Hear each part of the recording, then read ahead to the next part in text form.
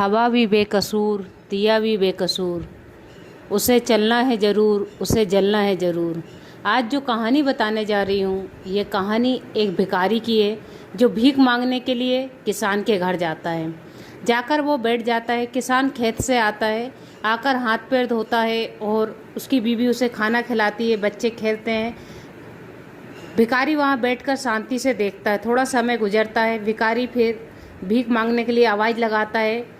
किसान की बीवी उसे भीख में कुछ देती है और वो वहाँ से चला जाता है। उसे देख कर के भिखारी के मन में विचार आता है कि सबसे खुशहाल जीवन किसी का है तो वो जीवन है किसान का। अब किसान सवेरे उठता है और परेशान रहता है। बीवी से कहता है कि 500 रुपये मिल जाते तो फसल बो लेता। अब वो वहाँ से सेठ जी की दुकान पहुँचता है, सेठ जी से मांगता, सेठ जी उसे 500 रुपये देते हैं। सेठ जी के पास किसान देखता हज़ारों रुपये रखे, दसों हज़ार रखे। अब से यहाँ पे किसान सोचता है कि सबसे खुशहाल जीवन किसी का है तो वो सेठ जी का है। अब सेठ जी को अपना सामान खरीदने के लिए शहर जाना रहता है। सेठ जी शहर जाते हैं। शहर में जाकर वो बड़े सेठ की दुकान देखते हैं तो वहाँ लाखों रुपए का बिजनेस होता है। तो वो देखकर सेठ जी कहते हैं सबसे खुशहाल जीवन किसी का है तो शहर वाले सेठ जी का है। और कुछ समय बाद खबर मिलती है कि कहीं लाखों का नुकसान हो गया है, कहीं 5 लाख का नुकसान हो गया है। सेठ जी परेशान रहते हैं, पर अचानक से खबर आती है कि राय बहादुर साहब आ रहे हैं। सेठ जी उसी हालत में राय बहादुर साहब से मिलने जाते हैं।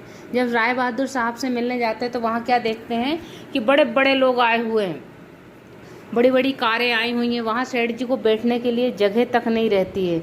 कलेक्टर आ रहे हैं, एसपी आ रहे हैं, डीएसपी आ रहे हैं। तो ये देख कर के सेठ जी के मन में विचार आता है कि सबसे अच्छा जीवन किसी का है तो वो राय बहादुर साहब का है। और राय बहादुर साहब सभा समाप्त होती है, अपने घर जाते हैं। उनका स्वास्थ्य थोड़ा ख़राब हो जाता है तो बिस्तर पे पड़े पड़े सोचते हैं कि सबसे अच्छा जीवन किसका है।